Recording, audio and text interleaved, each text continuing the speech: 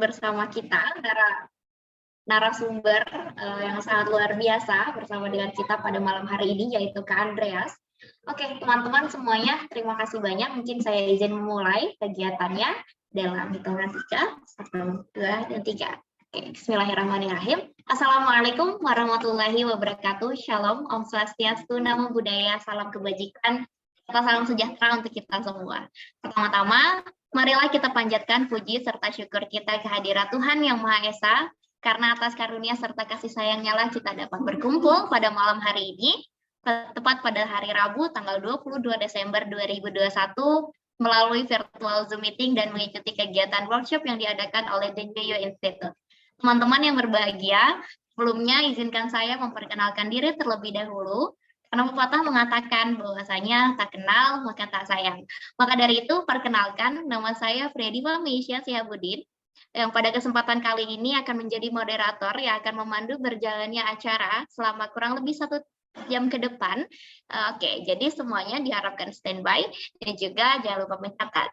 Selanjutnya, lupa pula saya ucapkan selamat datang dan terima kasih kepada yang terhormat Bapak Zulfikar Alimuddin selaku Chairman The New York Institute. Selanjutnya yang terhormat juga pembicara kita, selamat malam Kak Andreas Krisdikananda, serta yang terhormat pula seluruh peserta dan juga audiens yang mengikuti kegiatan kita pada malam hari ini. Kemudian, selanjutnya, izinkan saya memperkenalkan terlebih dahulu sebetulnya apa itu The New You Institute.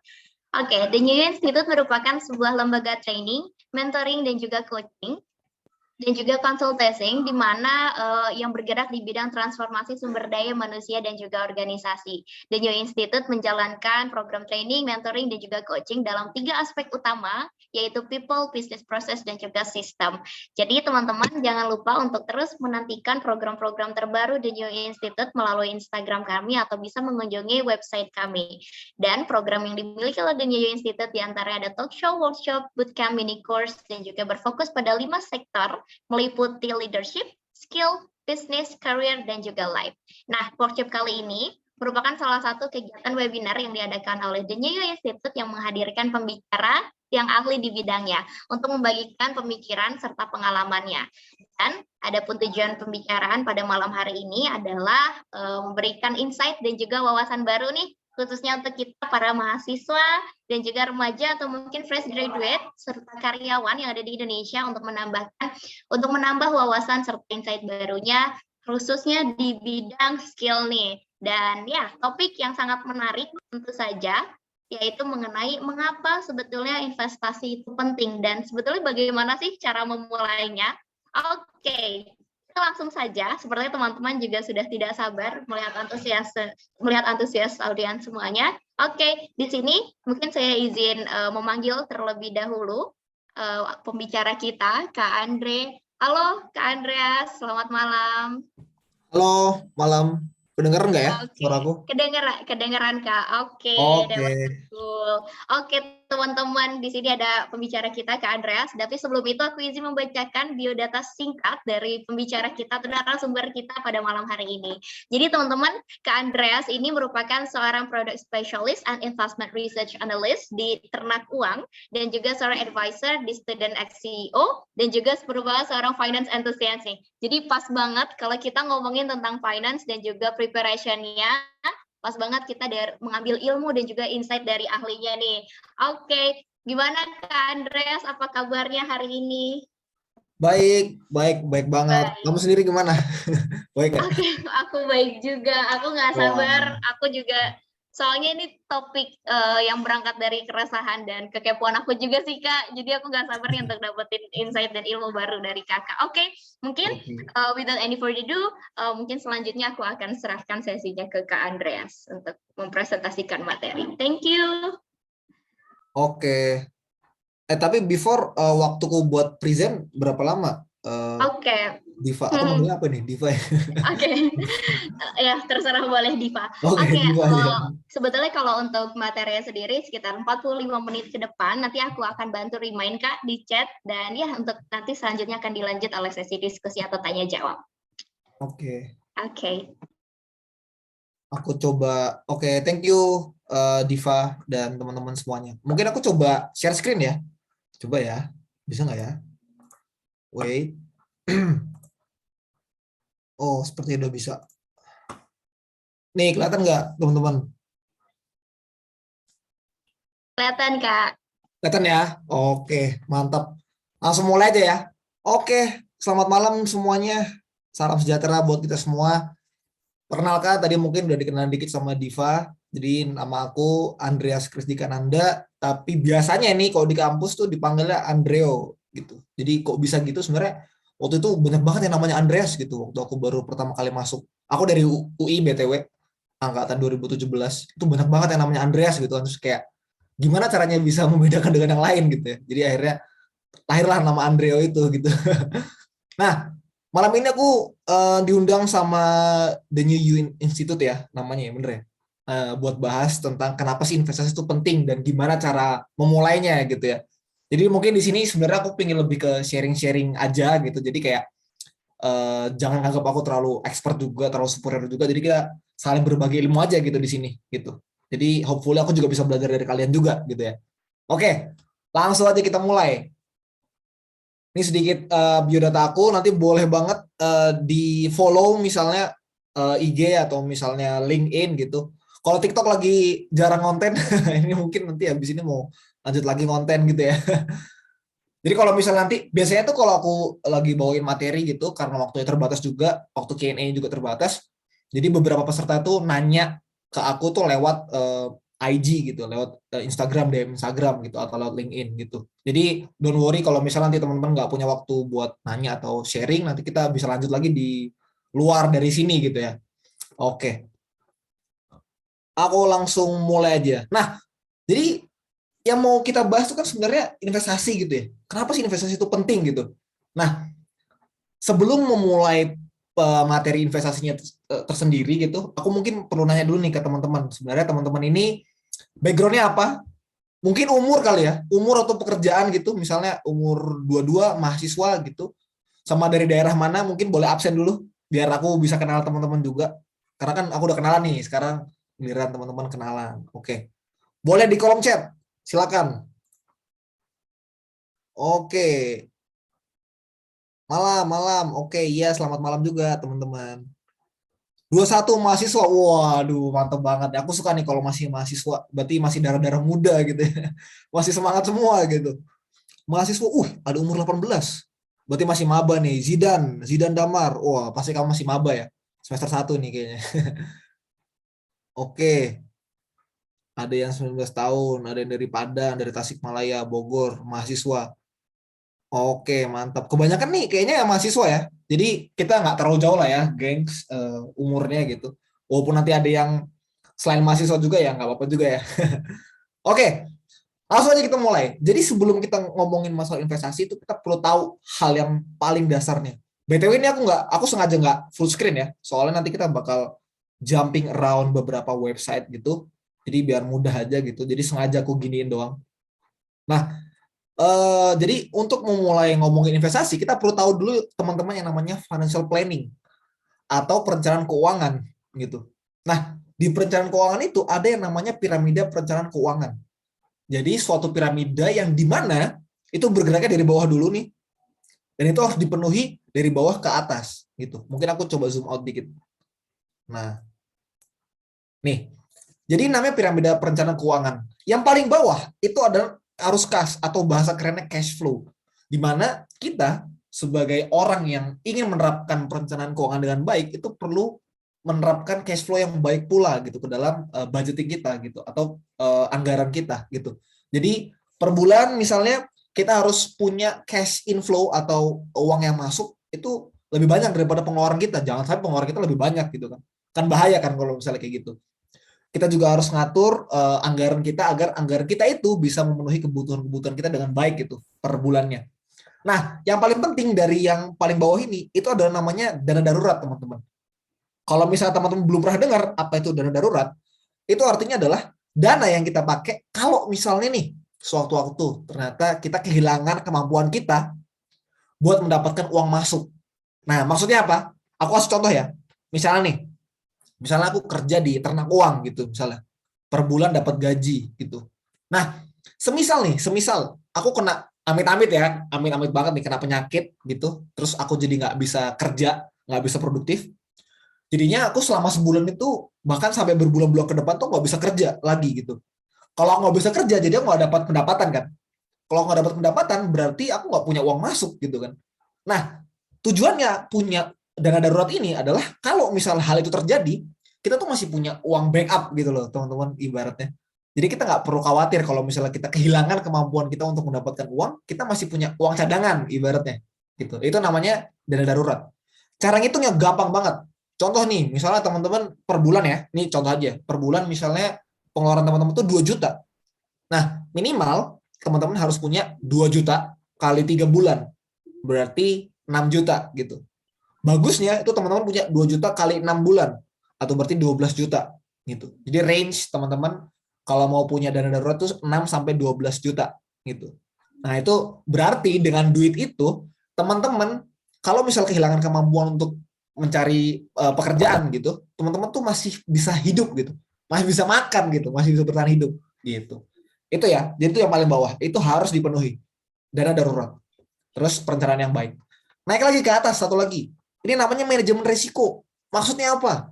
Maksudnya itu adalah asuransi. Nah, ada yang masih ini nggak, masih bingung sama atau asing sama asuransi gitu. Jadi gampangnya nih ya, gampang ya. Asuransi itu kalau misalnya kita kecelakaan nih, amit-amit ya.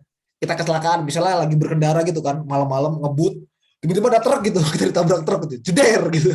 Terus kita sekarat gitu kan, terus harus masuk rumah sakit, harus operasi gitu. Nah, itu yang biayain itu adalah asuransi gitu. Bayangin kalau misalnya kita kecelakaan, terus kita harus operasi gitu. Wah, itu pasti duitnya bisa sampai ratusan juta gitu kan. Nah, kalau kita punya asuransi, kita punya proteksi. Ada yang membayarkan kita gitu. Yaitu adalah asuransi tersebut gitu. Jadi penting banget teman-teman punya manajemen risiko yang baik alias asuransinya gitu. Biasanya kalau di umuran kita itu coba tanya ke teman-teman, tanya ke keluarga teman-teman, ke orang tua kalian, nanti habisnya tanya coba, Pak, Bu, aku tuh udah punya asuransi belum sih gitu. Nah, nanti teman-teman bisa tahu ternyata teman tuh udah terproteksi atau belum gitu ya. Nah, baru naik lagi nih, baru itu investasi gitu. Jadi setelah dua yang bawah ini terpenuhi, baru kita secara bijak boleh investasi gitu. Investasi itu adalah nanti kita ngembangin duit kita, ngembangin pendapatan kita agar bisa terus bertumbuh di masa mendatang gitu. Itu maksud investasi. Nah, naik lagi ke atas itu ada namanya dana hari tua. Itu sebenarnya mungkin kurang relevan buat kita yang sekarang ya, karena dana hari tua ini sebenarnya buat kita nanti mau pensiun. Tapi kalau teman-teman udah bisa menyiapkan dari sekarang itu bagus banget gitu. Karena semakin cepat kita mulai, semakin baik gitu. Terus yang paling atas itu namanya distribusi kekayaan atau estate planning atau gampangan yang waris gitu. Jadi kalau misalnya kita udah tua banget nih, udah ya tinggal menunggu waktunya gitu ya.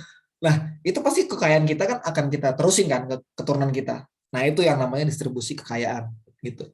Jadi buat kita umur-umur segini tuh biasanya yang paling sering kita lakukan adalah yang tiga ini ya. Tapi kalau teman-teman sudah bisa memikirkan buat 4 sampai yang 5 ini itu sangat-sangat bagus. Dan teman-teman juga bisa ngajarin nih ke orang tua kalian bahwa ada loh yang nomor 4 sama nomor 5 ini gitu. Buat orang tua kalian gitu. Nah, itu dasar dari financial planning alias financial planning pyramid atau piramida perencanaan keuangan. Next, kita lanjut ke masalah personal budgeting. Nah, ini sebenarnya nyambung sama yang paling bawah ini, arus kas gitu. Jadi, kalau misalnya contoh nih, per bulan kita punya pendapatan 5 juta gitu. Nah, itu kita alokasiin teman-teman agar itu memenuhi semua kebutuhan kita. 50% dari uang kita dari 5 juta berarti 2,5 juta ya. Itu kita masukkan untuk kebutuhan-kebutuhan primer kita gitu. Buat makan, buat minum, buat transportasi, terus kalau misalnya ngekos buat bayar kosan misalnya, terus misalnya kalau lagi WiFi itu berarti beli paket data gitu kan. Nah, itu buat hal-hal yang penting, kebutuhan penting. Personalnya yang 30% itu buat yang misalnya nongkrong nih, nongkrong-nongkrong cantik gitu kan. Beli boba atau misalnya beli-beli bahan kebutuhan yang lain gitu yang sebenarnya nggak urgent banget gitu. Nah, baru sisanya 20% itu buat savings alias tabungan atau investasi, atau mungkin kalau di beberapa agama mungkin misalnya di Muslim buat zakat atau di Kristen misalnya buat perpuluhan gitu. Nah, itu investasi masuk dalam yang 20% itu. Tapi again ya teman-teman ya, personal budgeting ini cuma benchmark gitu. Nih cuma benchmark. Beberapa orang tuh beda-beda gitu. Kalau aku sendiri itu buat investasi itu lebih dari 20%, bisa sampai 30 bahkan 50% gitu.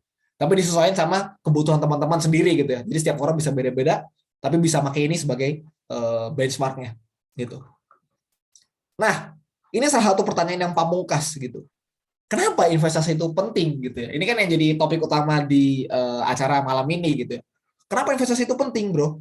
Nah, ada dua hal teman-teman. Yang pertama itu adalah inflasi.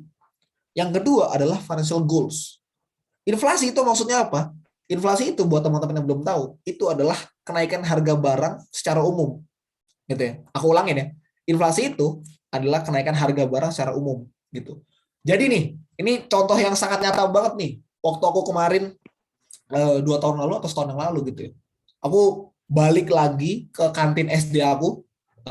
Aku punya makanan kesukaan mie ayam di sana. Waktu itu aku mau beli tuh di sana. Dulu waktu sekitar 10 tahun yang lalu itu harganya 5.000 satu mangkok gitu. Nah, terus waktu aku kesana lagi sekitar setahun yang lalu gitu. Harganya jadi 15.000 gitu. Dengan porsi yang sama, apa yang terjadi? Nah, itu yang namanya inflasi gitu. Jadi tiap tahun tuh selalu ada kenaikan harga barang secara umum gitu. Dan itu nggak bisa dihindari. Nah, yang kedua itu adalah financial goals. Jadi kalau misalnya kita hidup nih teman-teman ya, pasti kita punya tujuan dong. Nggak mungkin dong kita hidup nggak ada tujuannya gitu kan. Buat apa hidup kalau nggak ada tujuannya gitu kan.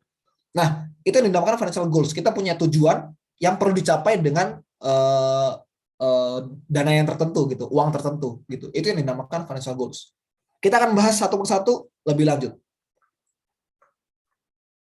Oke, kita pertama mulai dulu dari financial goals alias tujuan keuangan atau tujuan finansial. Kalau aku sendiri nih, aku nih penggemar berat Manchester United. Ada nggak yang sama di sini? Aku penggemar berat Manchester United dari kecil sampai sekarang. Dan salah satu tujuan utama para fans MU itu adalah pergi ke Old Trafford atau kandang Manchester United di Manchester sana di Inggris itu pakai uangnya sendiri gitu. Itu adalah tujuan aku sekitar 10 tahun mendatang gitu. Aku pengen bawa keluarga aku nanti ke sana gitu. Buat nonton langsung MU gitu. Terus aku juga suka banget hiking, naik gunung gitu. Terus aku juga punya goals pengen punya mobil maybe kayak yang ini tuh Chevrolet Camaro gitu ya. Terus pengen punya rumah yang ada aku suka banget olahraga, rumah yang ada lapangan olahraganya sendiri, yang ada poolnya, yang ada tamannya gitu. Itu adalah beberapa financial goals aku yang ingin aku capai dalam beberapa tahun mendatang gitu. Nah, kalau teman-teman masih bingung nih, kira-kira aku tuh sebenarnya pengen apa sih 5-10 tahun mendatang gitu, atau mungkin 20-30 tahun mendatang gitu. Nah, coba teman-teman renungin habis ini ya. Habis ini renungin teman-teman tuh pinginnya apa sih sebenarnya?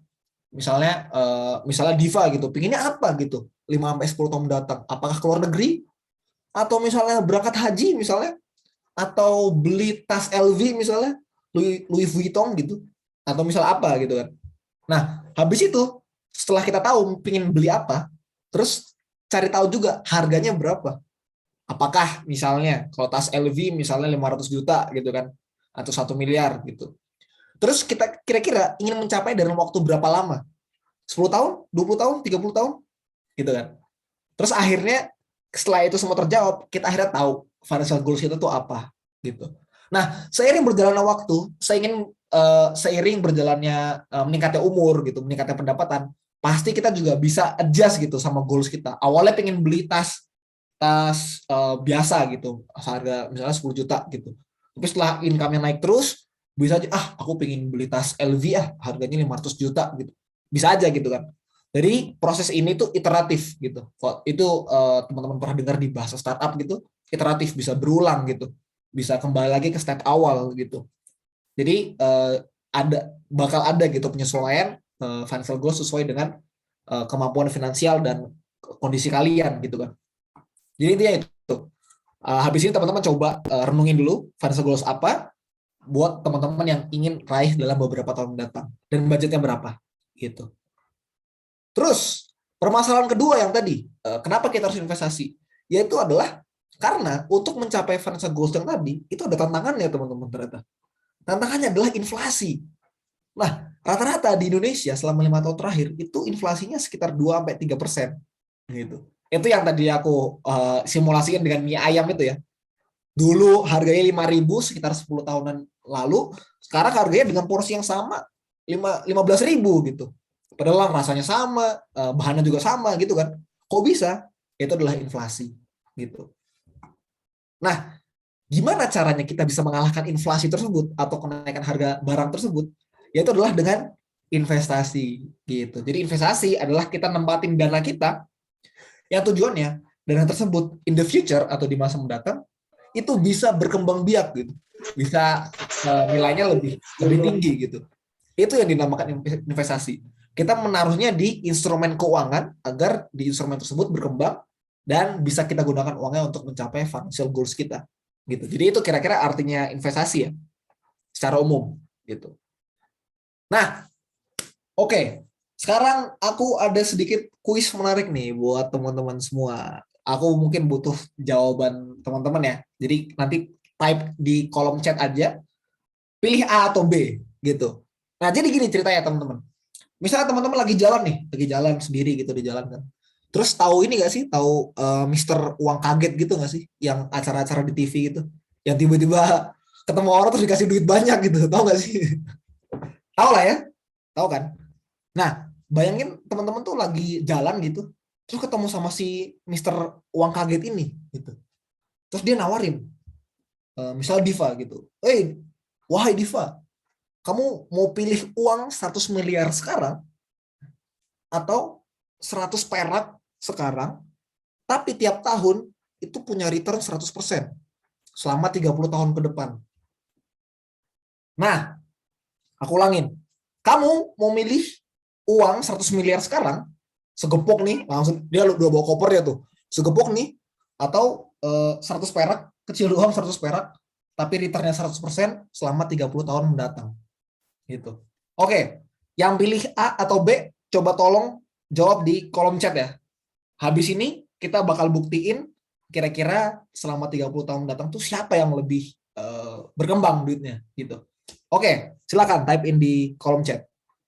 Aku sambil lihat ya. Oke, A, B, B, B, A, B karena uangnya berkembang. A, B, A soalnya umurnya nggak ada yang tahu. Weh, gokil. Bagus nih alasannya. Iya iya A oke. Kayaknya ya ini seimbang ya antara jawab yang B dan A ya. Ada yang jawab lagi nih. A nanti diinvestasikan lagi. Hehehe. Sebenarnya nggak ada pilihan itu ya. Yang A itu ya cuma uang 100 miliar gitu doang ya. Karena kalau A bisa diinvestasikan lagi ya pasti semuanya pilih A gitu kan. Ini ibaratnya A doang gitu, 100 miliar doang gitu, tapi tanpa diinvestasiin lagi gitu. Tapi bagus tuh alasannya. Si siapa nih? Yan Mike. Bagus alasannya. Oke.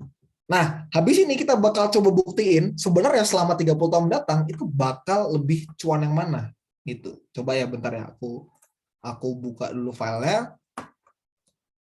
Habis itu kita akan buktikan siapa yang akan lebih cuan selama 30 tahun mendatang. Oke, aku coba share screen lagi.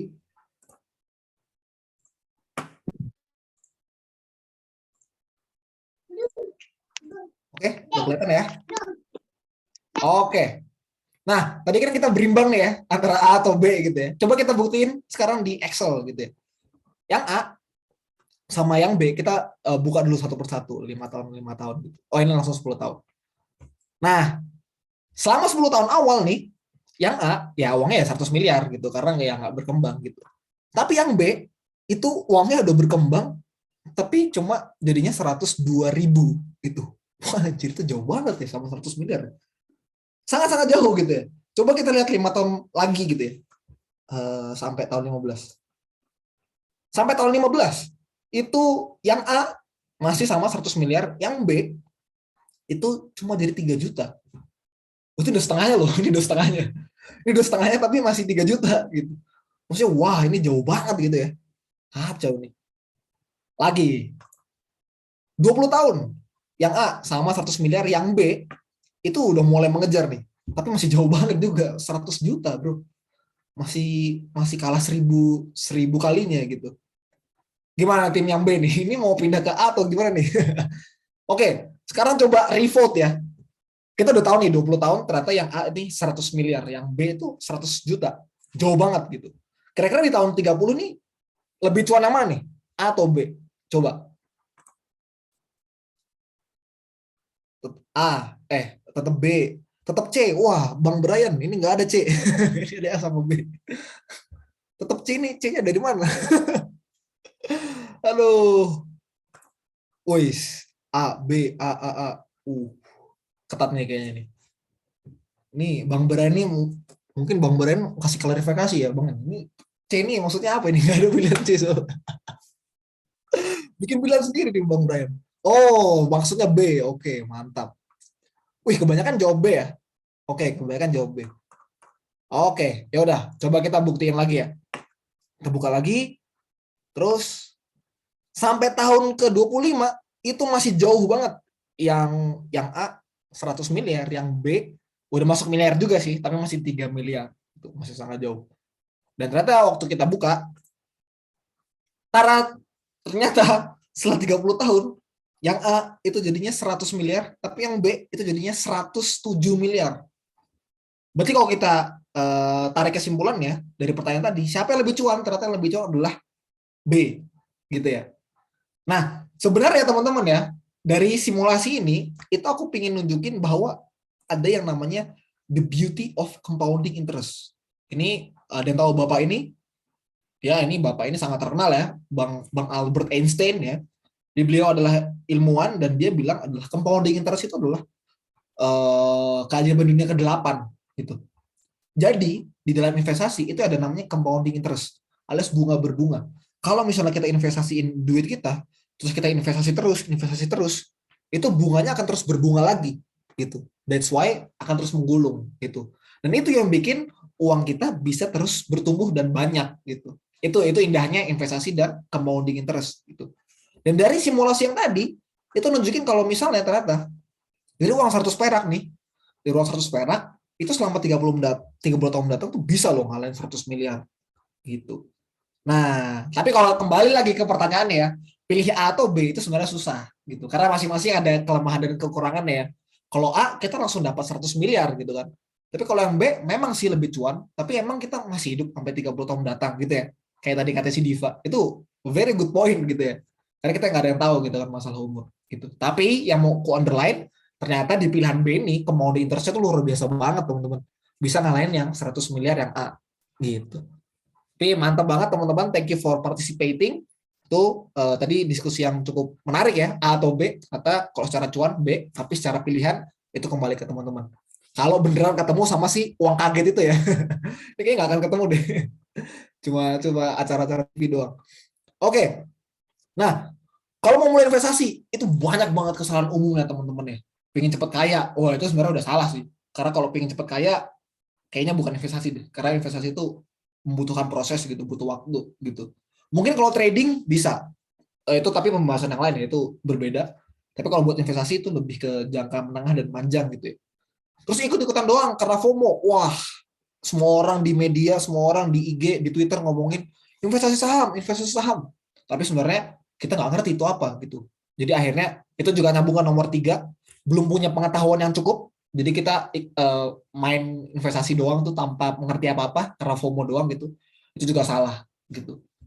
Yang keempat, berinvestasi karena cuma dari perasaan. Wah, ini jujur mungkin aku sedikit sharing ya. Ini pengalaman buruk aku juga.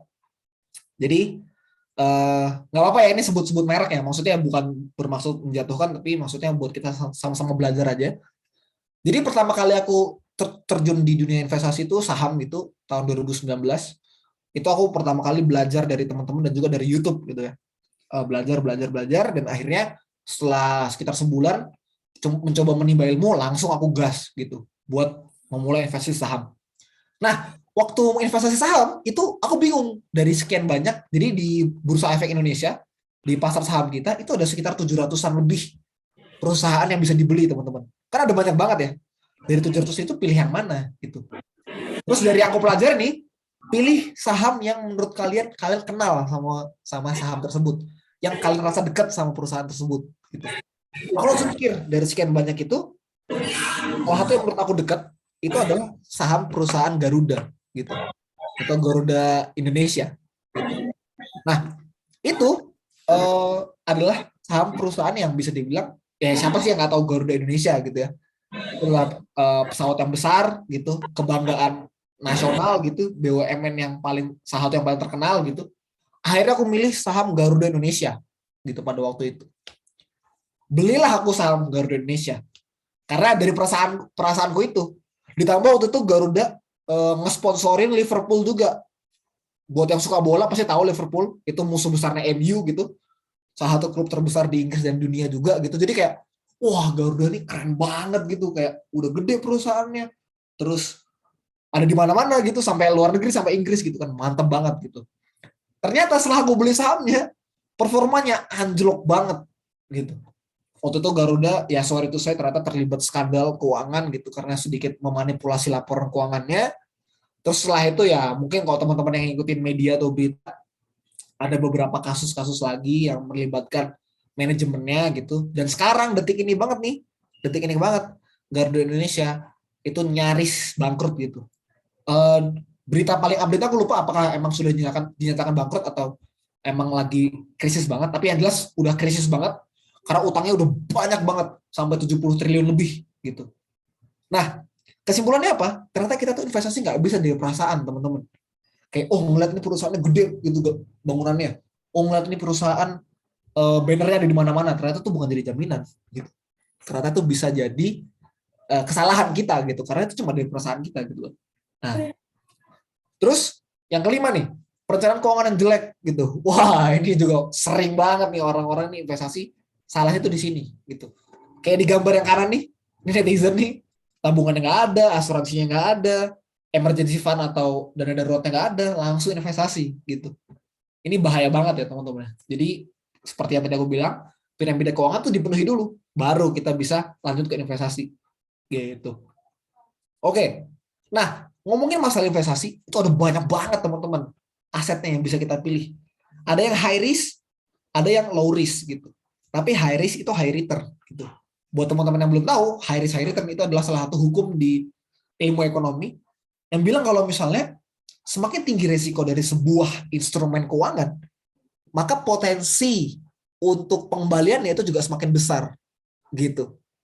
Jadi kalau misalnya teman-teman memilih untuk berinvestasi di aset-aset yang risikonya tinggi, teman-teman punya peluang juga untuk mendapatkan return yang tinggi juga gitu. Tapi sebaliknya, kalau misalnya kita investasi di tempat yang nggak terlalu berisiko gitu, contohnya kayak emas gitu. Emas tuh kan kayak ya setiap tahun harganya segitu-segitu aja gitu kan. Nah ya paling returnnya berapa sih, 3% atau 4% gitu, jadi nggak banyak gitu. Contohnya yang low risk, low return itu contohnya emas, obligasi, deposito, atau reksadana pasar uang atau pendapatan tetap gitu. Tapi yang returnnya cukup tinggi tapi berisiko juga, itu ada saham, kripto, peer-to-peer lending, atau reksadana saham gitu, dan masih ada yang lainnya gitu. Ini beberapa contoh aja gitu. Nah, pertanyaan menarik juga nih teman-teman. Kita mau investasi nih, oke kita udah belajar, kita udah siap untuk investasi, tapi yang jadi pertanyaan, instrumen apa yang cocok gitu buat kita gitu kan. Padahal kan di sini tadi ada banyak nih, ada beberapa nih. Aku cuma sebutin 8, padahal masih ada beberapa yang lain gitu kan. Apa yang cocok gitu buat kita? Nah, coba tanyakan 3 pertanyaan ini dulu ke teman-teman. Yang pertama, itu kenali diri teman-teman dulu gitu. Teman-teman itu suka investasi sendiri atau dibantu sama orang gitu. Terus risk profile-nya atau profil risikonya itu kuat banget atau resiko dikit, misalnya harganya turun dikit udah nggak kuat gitu. Nah itu coba tanyain dulu ke diri teman-teman gitu. Terus kemudian tujuannya buat apa nih? Buat jangka pendek aja atau jangka panjang, misalnya kayak nikah atau beli rumah atau beli mobil gitu. Itu kan. Terus kemudian modal yang teman-teman punya tuh berapa? Dari pendapatan teman-teman, tadi kan kalau pakai benchmark yang aku tadi budgeting 20% atau 30% itu bisa buat investasi.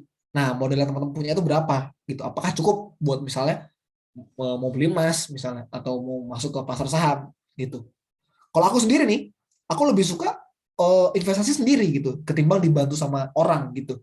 Dan aku juga punya risk profile yang cukup tinggi gitu. Jadi kayak aku juga beberapa kali gitu misalnya investasi di kripto atau investasi di saham gitu.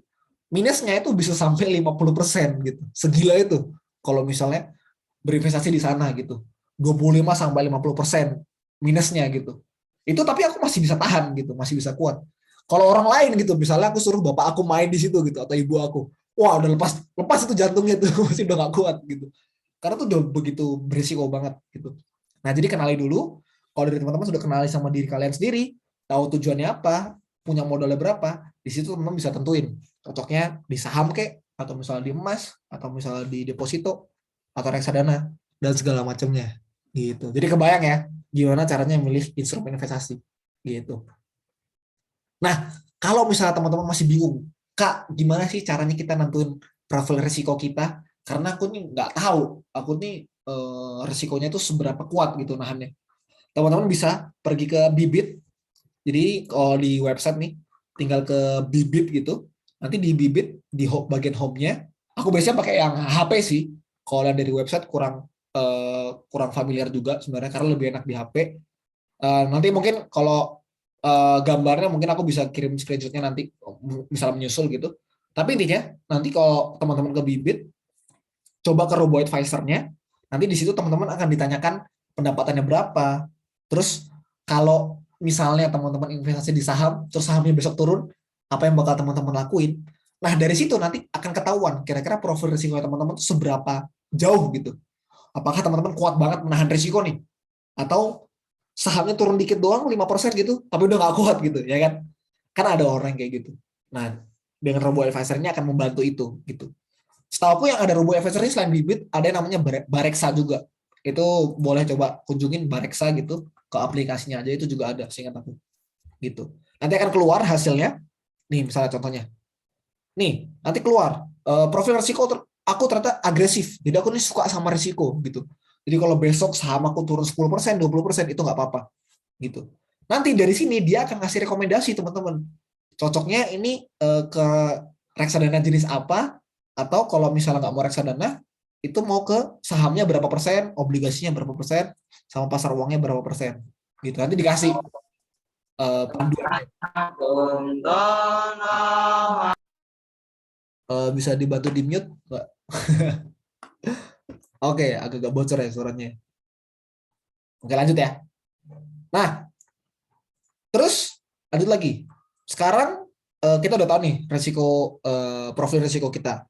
Sekarang kita mau ngitung financial goals kita pakai TVR calculator. Cuma mungkin aku coba skipin dulu. Aku ke slide selanjutnya. Kalau misalnya kita masih ada waktu, kita akan coba ngitung ini bareng-bareng. Gitu. Jadi gimana caranya kita bisa mencapai tujuan keuangan kita kalau kita ngitung dengan inflasi dan return investasi. Gitu. Nah, cara mulai investasi ini salah satu yang teman-teman dari TNJI minta ke aku. Gimana sih caranya kita mulai investasi? Gampang banget. Yang pertama, itu penuhi dulu piramida keuangan. Kayak aku tadi bilang ya. Kalau misalnya itu udah, yang kedua, siapkan budgetingnya. Siapin dana buat investasinya. Gitu. Itu tadi udah kita bahas juga.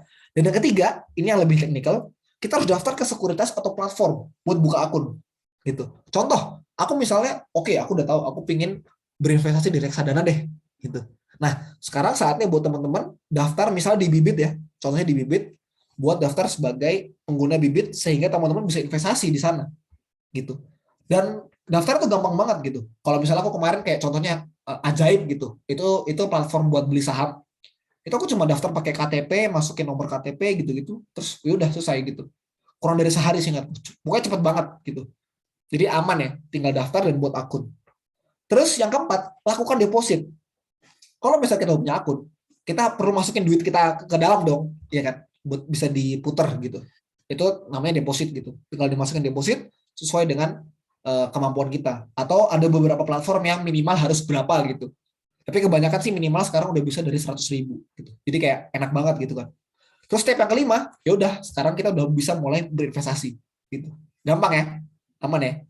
Oke. Itu cara buat mulai investasi secara sederhana gitu. Nanti kalau misalnya ada yang mau mulai tapi masih bingung tuh boleh banget nanti kita diskusi.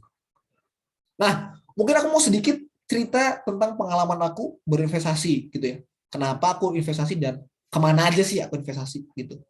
Jadi beberapa yang terbesar yang aku investasi itu adalah ke saham-saham di Amerika gitu. Jadi bukan saham-saham perusahaan Amerika ya, tapi saham-saham perusahaan yang melantai di bursa Amerika Serikat gitu. Jadi contohnya nih, itu bisa aja terisi dari saham-saham Amerika ataupun perusahaan-perusahaan yang di luar Amerika tapi melantai di bursa sana gitu. Contohnya nih, Alibaba gitu. Pernah dengar ya Alibaba ya? Itu kan perusahaan China ya, tapi mereka ada juga di bursa saham Amerika gitu. Nah, kenapa aku investasi di saham Amerika gitu? Karena pertumbuhan growth-nya, pokoknya pertumbuhannya itu luar biasa banget gitu. Ini kalau bisa kita lihat nih, mungkin aku langsung buka aja di sini misalnya. Saham Apple, ada yang tahu Apple? Pasti semuanya tahu lah ya. Apple nggak mungkin nggak tahu gitu. Apple yang biasanya kita pakai sehari-hari, kalau misalnya nih, kita lihat 5 tahun ke belakang gitu ya. Kita lihat, nih, dulu harganya $29 satu lembar sahamnya. Sekarang harganya $172 gitu. Berarti itu sudah naik 500%, alias 6 kali lipat udah naiknya. Itu udah gila banget gitu ya. Berarti kalau dulu teman-teman nih, misalnya nih, contohnya, teman-teman naruh uang 10 juta buat beli saham Apple, sekarang udah 6 kali lipat duitnya. Gitu. Segila itu kan pertumbuhannya. Itu makanya aku suka saham-saham di Amerika. Kenapa? Karena di sana tuh banyak banget perusahaan-perusahaan yang mendunia, yang produknya tuh dipakai sama semua orang gitu. Kayak contohnya Apple, Microsoft. Siapa sih nggak pakai Microsoft gitu kan? Terus apalagi Amazon. Kalau misalnya di China itu sekarang Alibaba gitu kan. Jadi banyak banget. Jadi that's why aku suka banget sama saham Amerika gitu. Nah, itu yang paling gampang itu adalah pakai GoTrade. Jadi GoTrade ini adalah semacam platform buat beli saham-saham Amerika gitu, saham-saham di Amerika. Jadi teman-teman ini gampang banget juga, cuma tinggal daftar pakai KTP dan segala macam. Sehari seingat aku udah jadi gitu dalam sehari doang. Dan nanti tinggal deposit dalam rupiah, nanti dia akan ubah ke dolar. Jadi nanti kita akan transaksi dan dapat cuannya itu lewat dolar gitu. Terus ya udah kita bisa investasi dengan mudah gitu. Nah, GoTrade ini harus masuk pakai referral code atau kode referral gitu. Nanti kalau teman-teman pingin daftar, caranya tinggal masukin angka ini aja. Itu referral dari aku, nanti tinggal masuk biar nanti bisa langsung diverifikasi gitu. Karena kalau nggak pakai ini nggak bisa kalau nggak ada nomornya gitu. Terus yang kedua adalah saham lokal gitu. Tadi kan saham di Amerika ya, sekarang saham di Indonesia sendiri nih. Itu aku juga investasi di sini ya karena ya ya kita orang Indonesia gitu kan. Saham investasi di perusahaan-perusahaan Indonesia gitu. Nah, salah satu saham yang paling aku suka juga itu saham Sido Muncul. Ada yang tahu Sido Muncul? Tahu ya beberapa ya. Ada mungkin yang belum tahu, ada yang tahu ini nggak? Tolak angin. Nah, itu pasti udah tahu kan. Nah, itu tuh yang bikin adalah perusahaan Sido Muncul. Kita lihat bagaimana sih hebatnya saham Sido Muncul ini. Jadi kalau misalnya kita lihat selama 5 tahun terakhir, itu dulu harganya Rp255 gitu. Sekarang harganya Rp875 satu lembar sahamnya. Atau udah naik 250% gitu. Atau 3,5 kali lipat. Jadi kalau misalnya dulu teman-teman punya uang 10 juta, sekarang udah naik 3,5 kali lipatnya gitu. Mantap banget kan gitu. Nah, itulah gunanya investasi gitu. Untuk mengembangkan duit kita gitu. Terus kalau di saham lokal itu yang paling gampang pakai Ajaib teman-teman. Jadi dengan Ajaib ini nanti tinggal daftar, gampang banget juga, tinggal KTP dan segala macam, sehari juga jadi. Ini harus pakai referral code sih, tapi kalau teman-teman mau dapat saham gratis gitu atau uang gratis itu bisa masukin referral code dari ini, nanti teman-teman bisa dapat bonus gitu. Itu buat saham ya. Terus reksadana nih. Nah, kalau misalnya teman-teman pusing kayak, aduh Kak susah banget belajar saham, aduh malas banget analisa saham, pilih perusahaan apa gitu, malas. Mending reksadana aja. Karena reksadana itu dikelola sama manajer investasi yang udah profesional, yang ya emang kerjaannya itu adalah untuk mengelola dana yang besar gitu. Jadi kita percayakan uang kita sama orang yang udah jago gitu kan. Nah, itu namanya reksadana. Di reksadana ini itu kita bisa milih juga mau reksadana apa gitu. Salah satu yang aku rekomen adalah reksadana ini. Ini namanya Sukors Invest Stable Fund gitu. Jadi ibaratnya reksadana ini ya kita tinggal masukin uang kita tinggal tunggu aja, kita lepas tangan aja ya udah, biar mereka yang kerja gitu. Nanti kita tinggal dapetin hasilnya gitu. Dan aku suka banget reksadana ini karena dia bisa resikonya kecil dan returnnya oke lah, per tahun sekitar 9% gitu.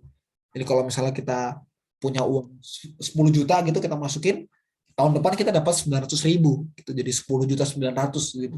Lumayan banget kan, kayak nggak ngapa-ngapain, orang lain yang kerja, ya udah kita dapat gitu. Nah ini juga bisa pakai referral code, kalau misalnya mau dimasukin, pakai ini aja, itu bisa gitu. Nah itu tadi beberapa pengalaman dan gimana caranya kita mulai investasi, mau di saham ataupun di reksadana. Karena saham sama reksadana itu yang paling sering ya buat kita ya. Aku mungkin nggak ngasih contoh yang lain karena mungkin kurang familiar dan ya masih belum sebanyak saham dan reksadana gitu buat pemainnya gitu. Mungkin itu aja buat aku hari ini. Mungkin boleh kembali ke Diva kali ya, Div. Oke, halo. Oke, Oke. halo. Thank you so much, Kak Andre, for sharing-sharingnya. Menarik banget ya tadi yang khususnya yang pilihan opsi A atau B ini, teman-teman. Oke, aku tim A dari awal pokoknya. Soalnya aku nggak tahu nih 30 tahun ke depan aku masih ada nggak ya gitu. Yes, Oke, thank you so much. So, mungkin teman-teman selanjutnya kita bakal masuk ke sesi tanya jawab atau discussion. If you guys have any question atau lain sebagainya, boleh banget feel free langsung drop pertanyaannya di kolom chat, atau kalau mau menanyakan secara langsung ke pembicara kita, ke Andreo, boleh banget langsung raise hand. Nah, tadi Kak, aku udah menemukan satu pertanyaan di kolom chat dari Yan yang bertanya nih mengenai bagaimana sih pandangan Kak Andreo terkait investasi di real estate nih. Mungkin kayak lebih menguntungkan nggak ya atau lain sebagainya nih, boleh dari sudut pandang Kak Andreo sendiri. Oke, thank you Yan. Pertanyaan ini menarik banget karena mungkin aku juga sedikit kasih intermezzo ya. Real estate atau properti gitu, misalnya rumah gitu atau apartemen atau kos-kosan dan segala macam gitu. Itu adalah salah satu bentuk investasi yang tidak liquid ya. Maksudnya kalau hari ini kita mau jual properti kita nih, misalnya kita punya rumah, kita pengen jual, besok nggak mungkin bisa kejual langsung gitu. Pasti butuh waktu cukup lama, sebulan, 3 bulan, atau bahkan setahun lebih gitu ya. Jadi itu salah satu bentuk investasi yang kurang liquid gitu. Nah, ini sebenarnya adalah bentuk investasi yang sebenarnya ya karena properti itu adalah suatu hal yang gede dan mahal gitu ya. Jadi kurang familiar di kalangan anak-anak seumuran kita gitu ya. Jadi that's why aku juga nggak masukin contohnya tadi gitu. Tapi itu very good questions karena real estate itu adalah salah satu bentuk investasi yang bisa dibilang akan selalu naik tahun per tahun gitu. Tahu nggak kenapa real estate itu selalu naik gitu? Kenapa? Karena gampangannya orang tuh semakin banyak gitu. Contohnya di Jakarta ya. Wah, apalagi di Jakarta. Itu inflasi atau harga kenaikan real estate itu atau properti itu semakin meningkat itu gila-gilaan gitu. Kalau tadi rata-rata inflasi yang tadi aku kasih itu sekitar 2-3%, itu secara umum ya. Tapi kalau properti itu bisa sampai 10%, bisa sampai 15% gitu. Kenapa segila itu? Karena di Jakarta itu orangnya semakin banyak, tapi kan tanahnya kan segitu-segitu aja kan. Kayak ya udah tanahnya Jakarta tuh segitu gitu. Tapi orangnya semakin banyak yang pengen tinggal di Jakarta. Hukum supply and demand, hukum ekonomi, semakin banyak yang mau beli, barangnya sedangkan terbatas, gitu. Ya udah, itu ya harganya kan terus naik gitu. Jadi buat pertanyaannya Yan, sebenarnya kalau kita punya uang ya, kalau kita bisa mengelola uang kita dengan baik untuk investasi di real estate atau properti, itu sangat bagus gitu. Apalagi misalnya di daerah yang udah pasti apa ya punya potensi ke depannya, misalnya di Jakarta gitu. Kalau misalnya kita punya properti di Jakarta, yakin deh 5-10 tahun datang itu harganya udah naik berapa persen gitu, pasti udah tinggi banget naiknya. Atau misalnya nih contohnya, buat yang tinggal di Kalimantan Timur misalnya, kan sekarang ibu kota mau pindah ke sana kan. Nah, kalau mau ibu kota mau pindah ke sana, banyak pembangunan di sana, banyak orang yang mau tinggal di sana, banyak proyek yang berjalan di sana, ekonomi semakin jalan di sana, wah itu pasti harga properti bakal naik tuh, harga tanah akan naik gitu. Nah jadi buat teman-teman, sebenarnya menarik banget sih properti itu. Kalau misalnya teman-teman punya uangnya dan mengerti juga gitu sifat dari properti, itu boleh banget buat ini. Cuma ya masalahnya uangnya butuh besar banget gitu. Tapi mungkin saran aku, teman-teman bisa coba approach orang tuanya, kan yang punya uang banyak kan orang tuanya nih kan pasti ya. Coba approach gitu, Pak Bu, minat nggak investasi properti gitu. Coba deh beli tanah di Kalimantan Timur gitu, atau beli apartemen di ibu kota yang baru gitu ya. Kalau misalnya kayak gitu kan nanti pas nanti kita tua nanti pasti akan semakin berkembang gitu nilai dari propertinya gitu. Jadi kesimpulannya itu investasi yang sangat menarik, tapi barrier to entry-nya atau buat masuk ke investasi itu cukup besar gitu. Oh, Oke. mungkin lagi, boleh nambahin dikit lagi ya? Oke, boleh ya, nambahin dikit lagi ya. Jadi sekarang karena properti itu menarik, tapi susah banget buat masuk properti karena kita anak muda ini masih belum punya uang sebanyak itu. Jadi sekarang ada yang namanya equity crowdfunding. Ada yang pernah dengar nggak? Mungkin kalau belum pernah ada yang dengar, itu maksudnya adalah ibaratnya kita tuh patungan buat beli properti gitu. Jadi salah satu platform yang terkenal tuh namanya LandX. Ya, mungkin aku coba nih, aku coba share screen deh. Aku sekalian kita sekalian cari tahu bareng ya. Sebenarnya bisa nggak sih kita tuh punya properti di umur yang sekarang? Ternyata bisa, bro. Gitu. Ya, aku coba buka dulu ya. LandX. Nah, aku coba share screen.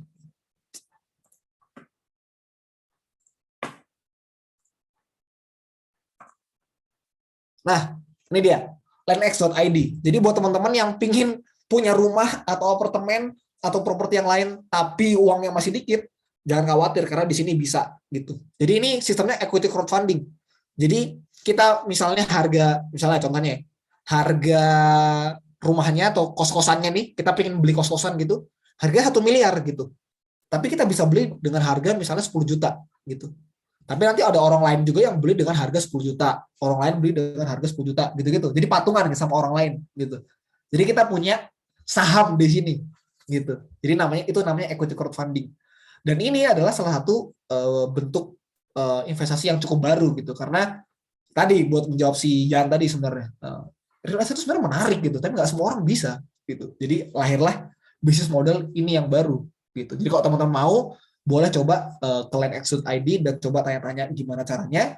Dan ini udah bisa mulai dari 1 juta dan juga udah diawasi sama OJK. Jadi hopefully udah aman gitu ya.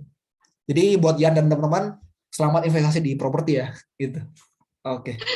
Oke, thank you Kak Andreo. Menarik banget jawabannya. Terima kasih juga udah ngasih tahu platform baru lagi ke kita. Aku juga sebelumnya nggak tahu, tapi oke, thank you Yan for the question. Oke, next Kak, kita bakal beralih ke pertanyaan berikutnya dari Kak Alfian. Mungkin akan digabungnya sama Kak Albi. Kak Alfian ini nanya Kak Andreo terkait gimana sih strategi untuk kita tetap konsisten dalam melakukan investasi di tengah pengeluaran yang pasti dia setiap bulan ada aja godaannya kayak mau beli ini, beli itu, tapi pengen tetap harus konsisten nih dalam berinvestasi. Plus sekalian pertanyaannya Kak Albi di kolom chat juga bertanya terkait pandangan Kak Andreo mengenai KPR nih. Apakah future value-nya akan tetap sama dengan jumlah uang yang kita spend ke bank nih Kak? Mungkin 2 pertanyaan itu terlebih dahulu. Boleh Kak Andreo dijawab?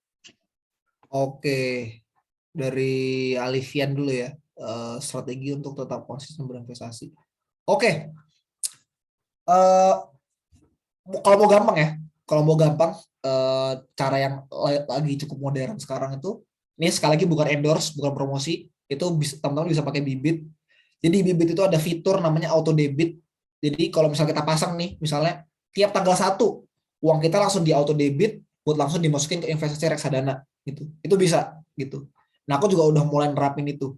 Jadi kayak ya kita nggak usah mikirin lagi kayak harus top up terus. Tapi langsung aja, ya udah tiap tanggal 1 atau tiap gajian gitu, misalnya tanggal 25 gitu, ya udah pakai aja auto debit itu. Jadi dengan itu mau nggak mau atau secara otomatis, ya udah kita akan selalu konsisten berinvestasi gitu kan. Itu tuh cara gampang ya, itu gampang banget.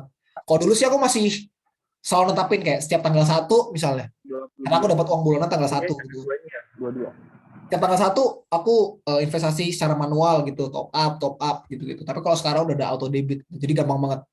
Jadi bisa ya si Alifian gitu. Dan dengan kita investasi terlebih dahulu gitu, jadi kita investasinya di awal gitu ya. Jadi kita hidup dengan sisa yang ada gitu. Jadi ya kita misalnya punya uang 5 juta, kita investasikan 1 juta dulu di awal nih, di awal ya. Kalau bisa jangan di akhir gitu, karena kalau di akhir keburu habis gitu duitnya. Di awal gitu 1 juta, nah sisa 4 jutanya ini baru buat pengeluaran-pengeluaran yang lain gitu. Jadi sudah ada yang kita sisihkan buat investasi gitu. Semoga terjawab ya. Terus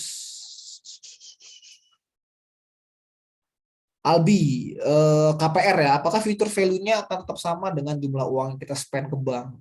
Hmm, ini sebenarnya aku takutnya salah nangkep ya sama yang dimaksud sama si Albi ya.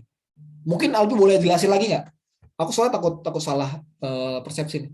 Gimana maksudnya? Mungkin on mic aja nggak apa-apa nggak sih? Iya kan? On mic aja. Si Albi.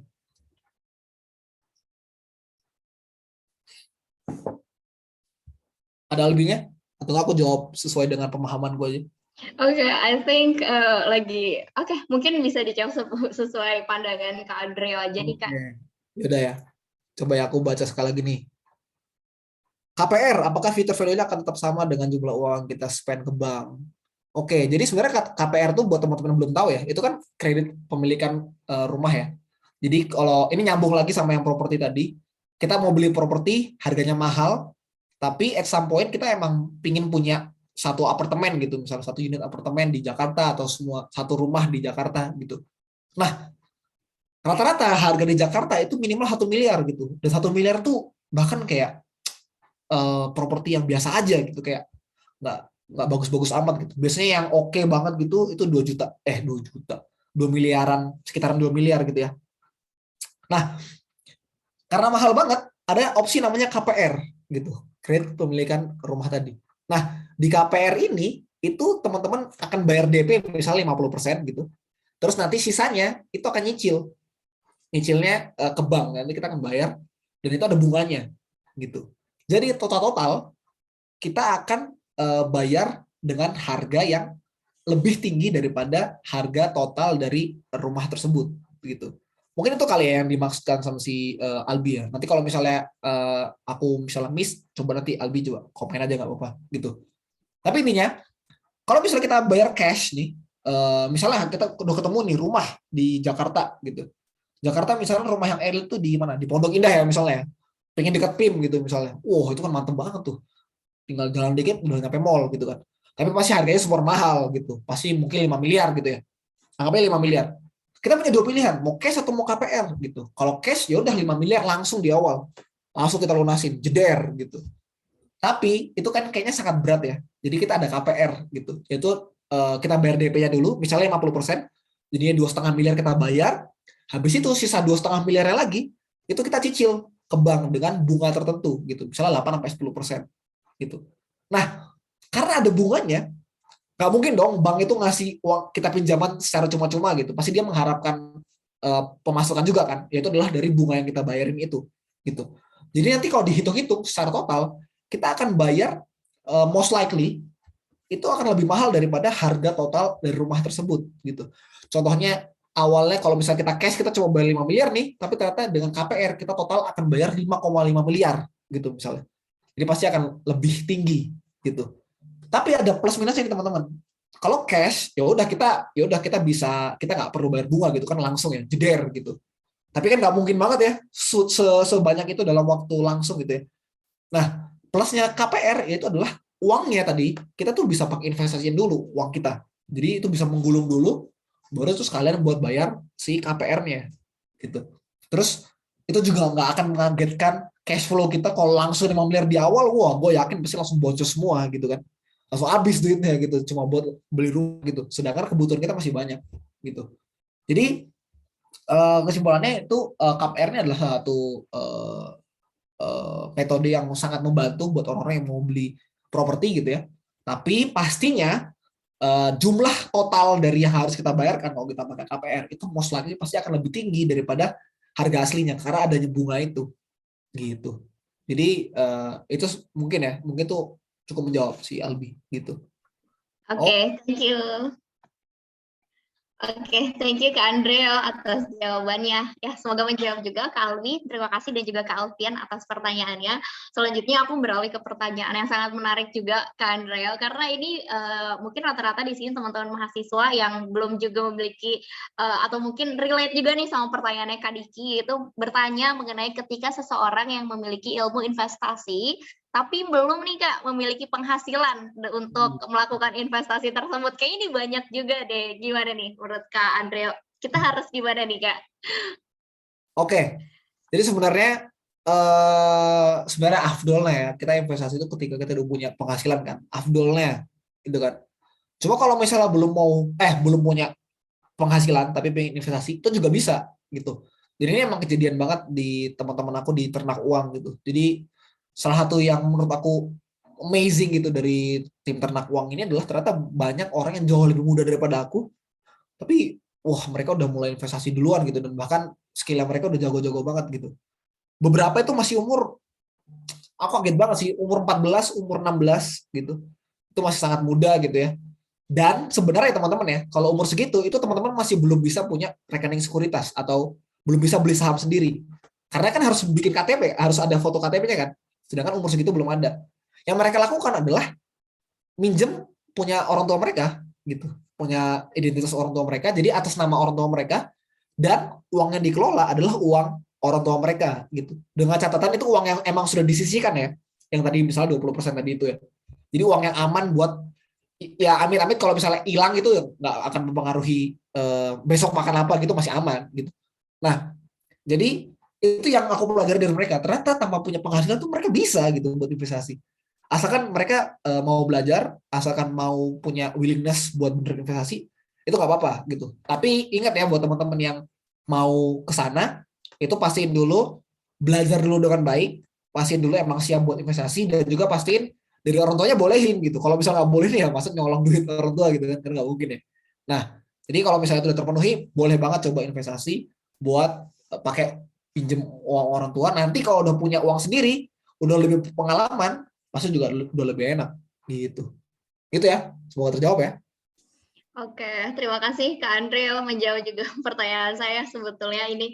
Oke, thank you Kak atas semua jawabannya, terus juga teman-teman yang sudah kontribusi untuk menanyakan pertanyaannya.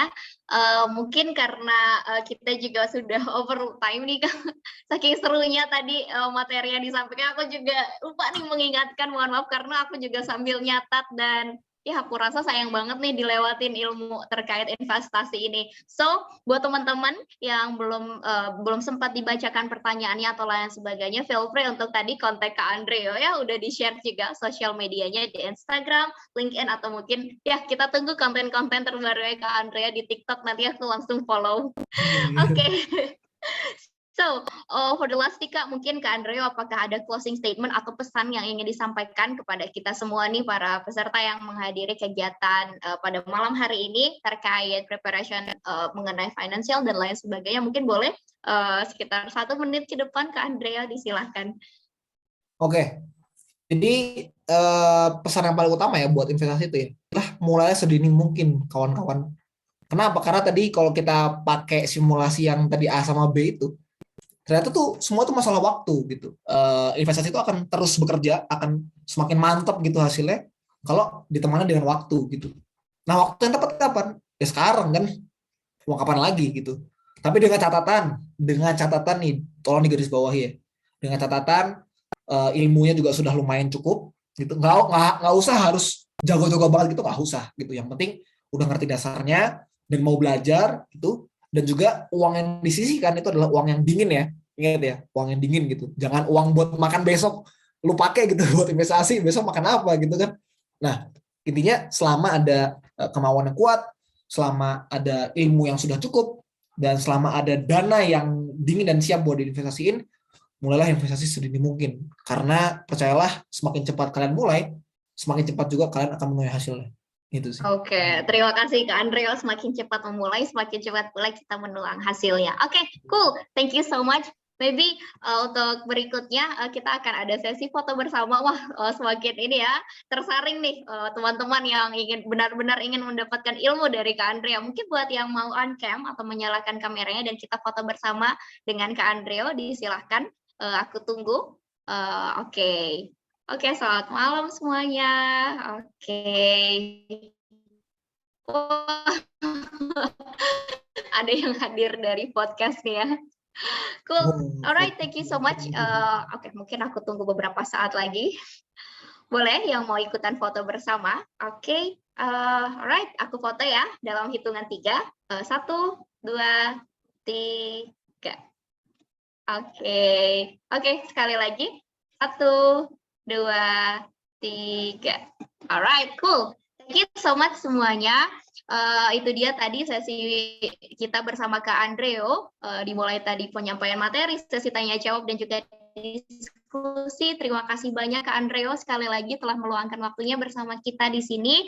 Semoga ilmu yang disampaikannya bermanfaat untuk kita semua dan juga berkah ya untuk Kakak. So juga sehat selalu dan sukses selalu. Kemudian teman-teman, aku izin mengingatkan mengenai teman-teman yang ingin mendapatkan e-certificate bisa langsung mengunjungi LMS dan UU, dan juga yang ingin mendapatkan materi dan juga recording bisa menghubungi nomor WhatsApp atau mungkin admin, nanti akan dibantu juga. Oke, cool, thank you so much semuanya. Jangan lupa terus ikuti dan tunggu kabar terbaru informasi mengenai kegiatan di UU berikutnya. Bye-bye, sampai jumpa semuanya. Terima kasih Kak Andreo, sehat-sehat dan sukses selalu Kak. Yes.